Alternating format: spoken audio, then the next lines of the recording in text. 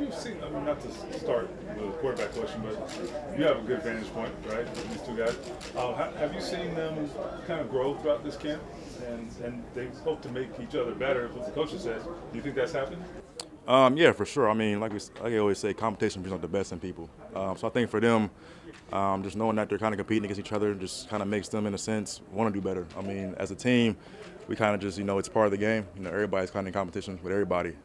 So just knowing that, it'll bring the best out of both of them, kind of is best for the team.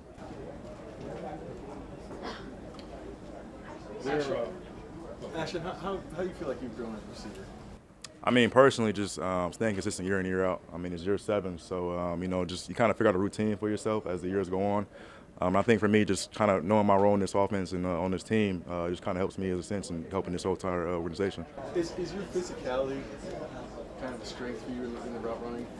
Yeah, I think so. Just knowing that I'm a bigger receiver in a sense. So just making that kind of like my superpower, and then just going and playing off of that with my speed as well. So I think that helps. Tyler Goodson was saying the other day that he was asking you for advice about special teams, and you kind of just told him, listen, you just got to go. Can you bring that same mentality to receiver?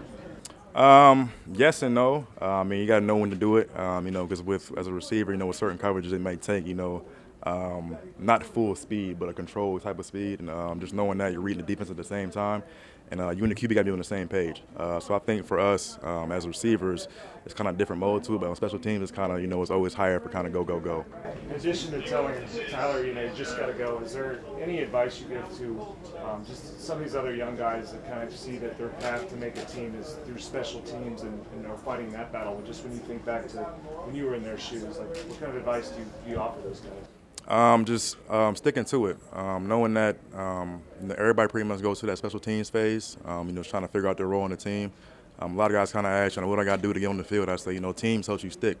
Giving good effort, putting on film, whether it's on a practice squad, red team, whatever it is, giving good looks goes a long way for the whole team.